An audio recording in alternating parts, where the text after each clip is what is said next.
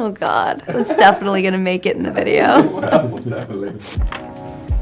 Hi Vogue, Chloe Grace Moretz here. Come get ready with me for the Louis Vuitton fashion show.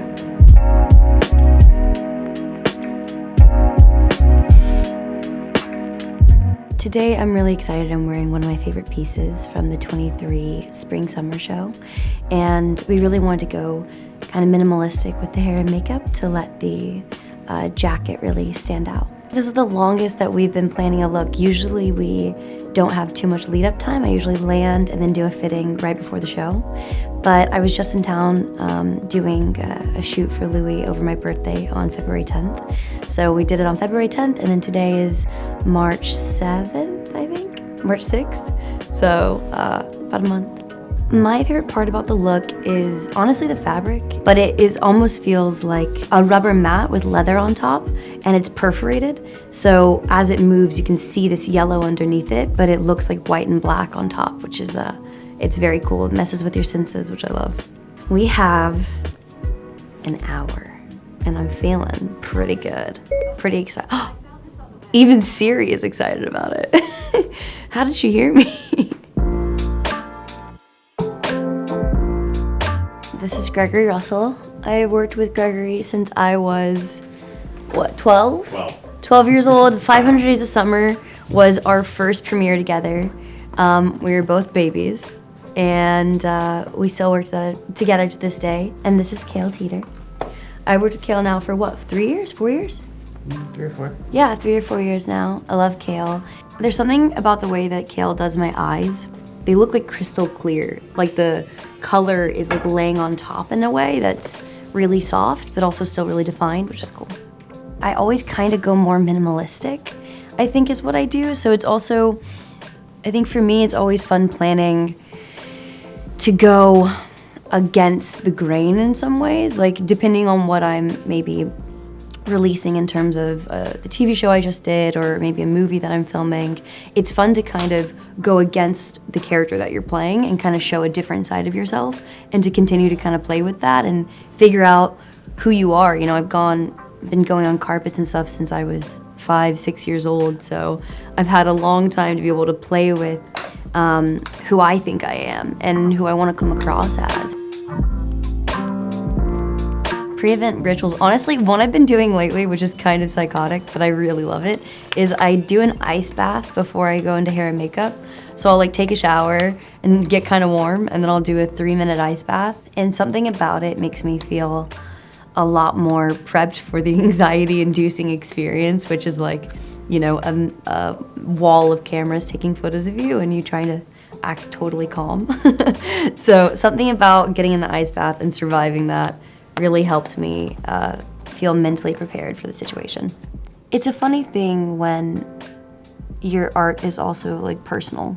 And I think in my kind of career path, in being an actor, so much of what you do is who you are in some way, no matter what you kind of, you know, whether or not you want it to be who you are, it is, you know, pieces of your soul are gonna be in that character. And every actor, I think, has their own little ways of disconnecting from the part, but for me, it's just like going home and hanging out with my dogs and my partner and just like having dinner, you know, and watching The Real Housewives of Beverly Hills is really the biggest key for me. Or The Real Housewives of Salt Lake City. Really any of the housewives.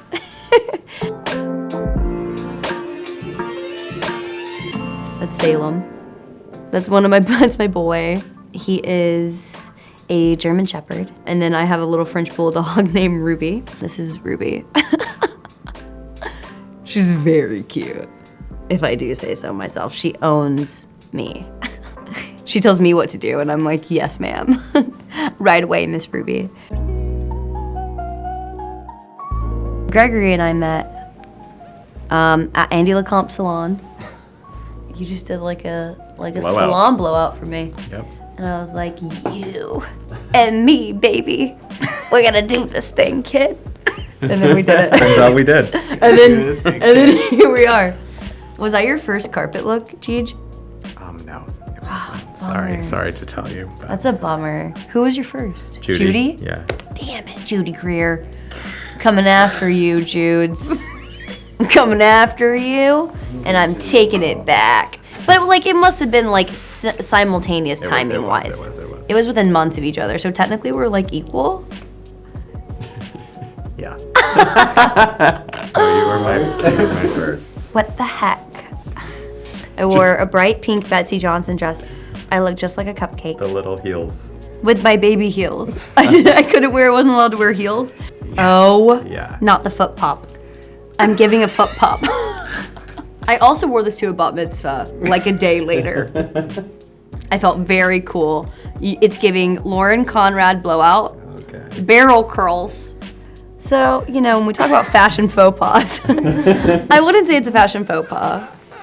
It's the foot pop for me. What was I thinking? I'm like, who, me? In my little dress. I'm getting excited. Some would call it nerves. Some would call it excitement. But I guess we're gonna find out. I'm also kind of hungry. All right, be right back. I'm gonna go get dressed.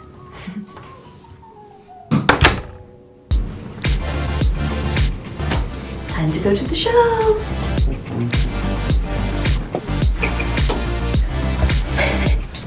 Because this is like a big buckle, I did nails that look like the buckle. Wow. Which is fun. So they look kind of like a buckle.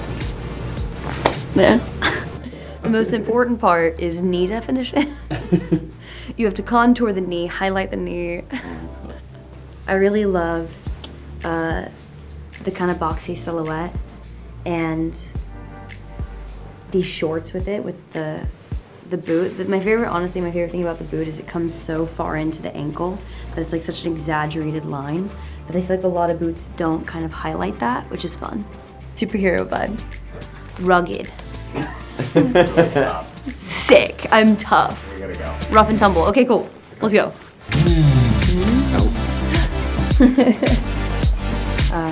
Oh, keep. Okay, I found it. Let's go.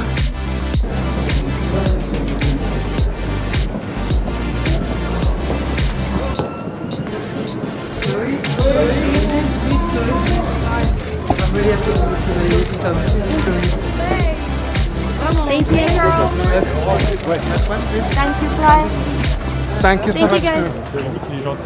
See you later.